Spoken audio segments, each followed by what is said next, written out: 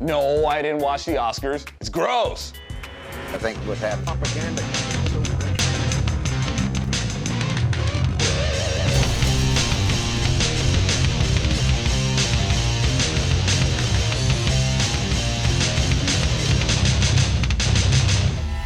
It doesn't at all bother me that entertainers have big events like this to acknowledge their work. I get it.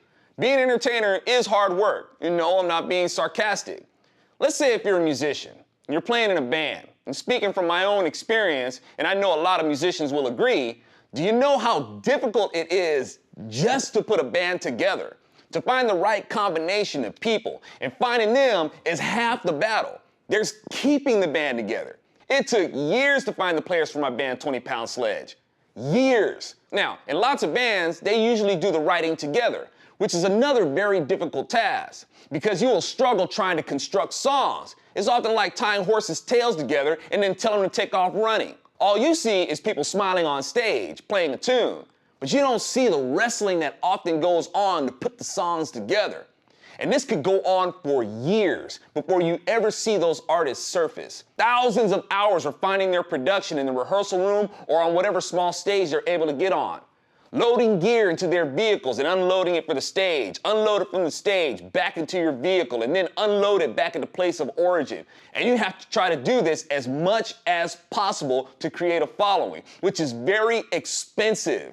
I'm the founder of my band, and I write all the music, which means I have to pay my band, which means I gotta work like crazy to make sure that they're paid. Or if all have a writing share, you all gotta work your booty off at your day job to be able to afford it. It's like any business starting. You gotta work to build and maintain capital while you're trying to build your own business. You're gonna do this over and over and over and over and over again with very little support. You'll have friends who won't even come to see your shows to support. Friends you've known since you were kids. Friends who live down the street from where you're playing. They won't even come. So artists face lots and lots of rejection, just like anybody trying to start up a business. So when just one person shows up to your gig, you're insanely grateful. Like when you go through the hard work of being able to open up your first restaurant. You're like, yes! It's no wonder why people frame their first dollar. So as an entertainer, after you go through all of what you go through to get to a point where your work is widely published, it's understandable that they want to have big events celebrating their work in the manner in which they do. But here's my problem. It's how they use their celebration events. Instead of being grateful, some of them just have to make it about some selfish and self-righteous interest and push their statement. Your talent is being globally recognized. You've amassed wealth and fame. You are doing what you love and paid well for it. Yeah, you want to get up on stage and butthurt? Patricia Arquette, Meryl Streep and J-Lo, harpies in expensive dresses, squeaking about equal pay for women? They don't care about equal pay for women. She cared about more applause. If these hypocrites were really concerned about equal work, equal pay, they look to their own industry. You can look at extras to see their hypocrisy. Union extras get paid much more than non-union extras for doing the same thing, sitting in the background and moving their mouths. But it's valuable to the scene, whether you're union or not. So why aren't they all paid the same? And these poor non-unioners are dreaming of getting into the union because they think it'll guarantee them work. It doesn't. It just guarantees the union gets paid. Oh, and being in the union magically makes your mouth move much better in the background, so you should get paid more. But it doesn't guarantee that they're going to get you work. And I'm sure Patricia Arquette gets paid more than many of the male actors she works with in her movies. Maybe I missed it, but I don't know of any laws we have that stipulate that women are to be paid less. If a woman goes in for a job, the employer and her come to an agreement of what the compensation will be. It's not the employer's fault if she settled for something less than someone else, and the same job title doesn't mean the same work result. But you liberals are convincing people that an employer would rather pay a man to do the exact same job and work as a woman, but would rather pay a man more. Even though you liberals also insist that business people are just greedy people who only care about money and will look for any possible way to hold on to the precious, but you think a business will just throw more money at a man because they hate women so much. That's contradictory and stupid. The whole concept is to make people promote this garbage to appear as if they're better people. They're better people than other people. They're a superior breed of people. That's how they want you to perceive them. It's about them. It ain't about you. They're greedy. It's not enough for them to be applauded for their talent. They want to be applauded for being perceived as better human beings. And the paradox of past-dwelling progressivism continued with comment in John Legend.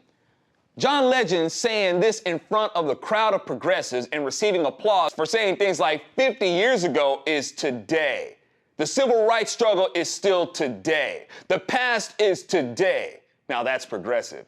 Yet the civil rights struggle is alive today because it makes race baiters like you money. It doesn't do a damn bit of good for the people you pander to, though. Oh, isn't there a well-paying demographic of poor people for you to pump money from? They'll complain about how the white man has denied them as they watch Common and John Legend from their flat screen, telling about how black folks are the victims while dressed in expensive suits that they can afford because they're millionaires. What civil rights struggle are they referring to? Are they pandering to the gays? Black people, are you going to allow yourselves to be used by the gay community to promote their cause? You don't see it? Whenever I play at the Whiskey or the House of Blues, I gotta drive through West Hollywood, and I see billboards.